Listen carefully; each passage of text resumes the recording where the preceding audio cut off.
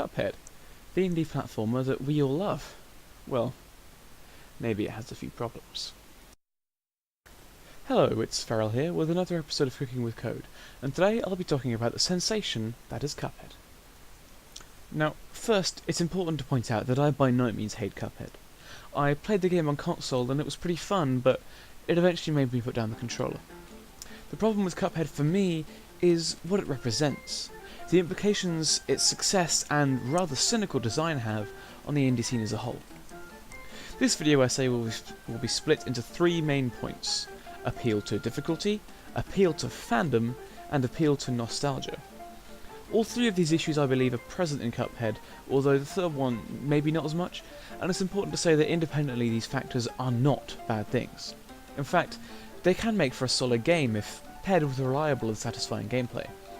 The problem with a lot of indie post-Undertale is that they make use of these way too excessively. Now, I just mentioned Undertale, and this video will be woefully incomplete without talking about the game.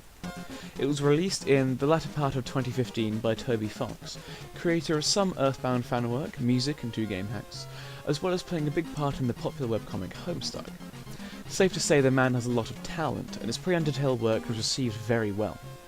Undertale itself was a JRPG-styled retro indie game, making use of lo-fi nostalgic graphics, resembling various different early systems, as well as some classic JRPG conventions, albeit cleverly subverted at times, very on the edge. I like that.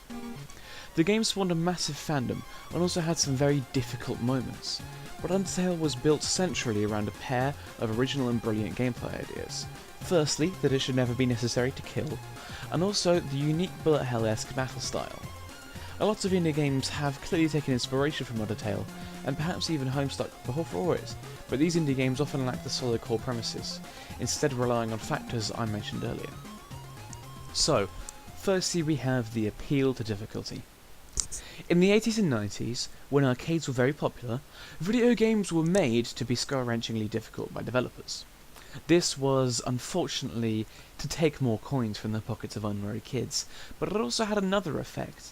The difficulty made the games addictive. The drive to get past a hard section created a one more level craving in the minds of players. Later, some games would attempt to cash in on arcade nostalgia and difficult gameplay, but none are as significant as the Dark Souls series. The Dark Souls series is notorious for its high skill ceiling and very challenging gameplay. Gameplay that revolves around practice, quick thinking, and finesse, and it is a series that I love dearly. Many will criticise Dark Souls for being too difficult, but in reality, whilst challenging, Dark Souls is still fair to the player. It sets up rules and a system for combat, and you are expected to learn and to operate in this system, and best your enemies with it. No curveballs, the player will always be able to triumph if they have the skill to do so. Some games tried to cash in on Dark Souls, such as Lords of the Fallen, a clear rip-off, but these games tended to miss the point.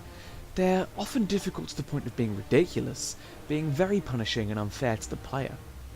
Dark Souls definitely had a huge effect on video games culture as a whole, and many games, particularly indie games, have taken inspiration from its harsh difficulty. Cuphead's difficulty, then, is probably in some way a result of Dark Souls. But Cuphead's difficulty is radically different to that of Dark Souls, so much so that it borders on really masochism. The game is harsh and punishing, but most of all it's unfair. Due partly to the art style and partly to the game's core design itself, it can be really hard to work out what's going to kill you and what's safe. This makes it incredibly infuriating when you can only take 3 hits before starting the whole level again, like from the start, no checkpoints. Undertale has some similarities in its combat system to Cuphead. However, in Undertale the combat system is in a simple black and white, with some colour-coded variances. This makes it simple to understand rather than the cluttered, awkward, bright and, quite frankly, eyesore variants in Cuphead. Not to mention, in Cuphead the shit flying at you is sometimes not to do with its clutter, it's just way too hard to not get hit by. I believe this represents a bit of a problem in the indie scene at the moment. The appeal and pursuit of, like, extreme difficulty. Cuphead's design perpetuates these cancerous attitudes of so-called hardcore gamers, which, in my opinion, really is a problem which is stifling the creativity of indie games. So the second factor I'm going to look at is the appeal to fandom here. This one links in quite nicely to Undertale comparisons, as a lot of Undertale's success is attributed to its fandom online, in places like Tumblr and other more niche internet communities who really liked the game. This allowed popularity to grow and eventually be let out into the wider internet, and came to places like YouTube comments section, attracting more fans and growing the game's popularity. It's the interactive equivalent of like a viral video. Cuphead's whole style and cute and charming character motifs, as well as its marketing, are quite clearly targeted at creating a fandom effect to spread their game and increase their profit from it. Many indie games have had fandoms of various sizes, such as obviously Undertale, Shovel Knight, Doki Doki Literature Club is a recent one, and others, most of which are games I personally do enjoy. However, Cuphead's obvious cynical fandom-based design aspects are quite frankly cringy at times, and yes, I am talking about the fucking cup horn, but also the shipping and just general cringy shit. Now, a fandom itself, like I said towards the beginning, does not necessarily refer to just any fan base, and it doesn't necessarily make it bad. A fandom here refers to those particularly dangerous places that are primarily populated by, raw XD spouting teenage fangirls who are responsible for massively expanding a game's demographics by spreading all over the internet. And whilst they usually do get a negative reputation, oh, the Undertale fandom's here again, their presence is undeniable. However, love it or hate it, fandoms normally spring from a piece of media created as a labour of love, which happens to be very popular with a particular group of people. This is a process that naturally accumulates, and one could say it's earned by the game, but Cuphead forces it in an unnatural manner. It makes the game feel quite forced at times. Third and finally, we have, in my opinion, the worst of the three, the appeal to nostalgia. Admittedly, whilst Cuphead does do this, it is one of the better games for this particular factor.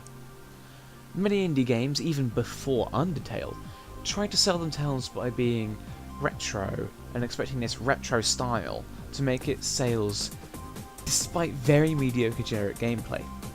Countless boring indie JRPGs and shmups have been released despite being very mundane and sometimes even very poor in quality. These games also have a tendency to use Kickstarter crowdfunding campaigns and create tons of community enthusiasm and massive hype, only failing to deliver anything of quality and running away with the massive money they've raised, leaving backers dissatisfied, but somehow these backers are never put off from repeatedly making this mistake. To be clear, I'm really not saying that we shouldn't crowdfund indie retro games, just look at Ukulele, but I am saying that we should all know more about a project before we decide to back it, and not allowing ourselves to be consumed by hype because it's just like this old indie game from the 90s. A good example, or perhaps cautionary tale of this, is the disgrace known as Mighty No. 9. Now, Mighty No. 9 is a video for another day entirely, but suffice to say it created a lot of hype from its art and its team members' cast, which made it very clear that it was going to be the resurgence of classic Mega Man inspired gameplay. Great, right? Well, so many people bought into the game on its Kickstarter, and it slowly spiraled into breaking promises and changing its goals, and released to be very disappointing to its backers, but still ran off with tons of money. So, to conclude, Cuphead is in itself not a terrible game. Its art style is obviously beautiful, if occasionally confusing, and it has had clearly tons of love and effort piled into it by its devs. But from where I'm sitting, from my perspective, as a lover of retro indie gaming, Cuphead's design philosophy seems cynical, and representative of the indie scene's bloated and overflowing nature at the current time, and as such, I think that us as customers need to be smarter with our wallets. Hey guys, it's Farrell, just recording a bit ad-lib after the video to say thanks for watching. I'm trying to grow the channel, so if you enjoyed this video, please leave a like and maybe check out some of my other videos, and if you like what you see, subscribe. If you don't like something, please leave comments and criticism. It also occurred to me that this video kind of went off topic a bit, so I'd like to point out that this is less about Cuphead itself and more about using Cuphead as a springboard to explore ideas outside of itself. So yeah, thanks for watching, guys, and hey, I hope to see you next time.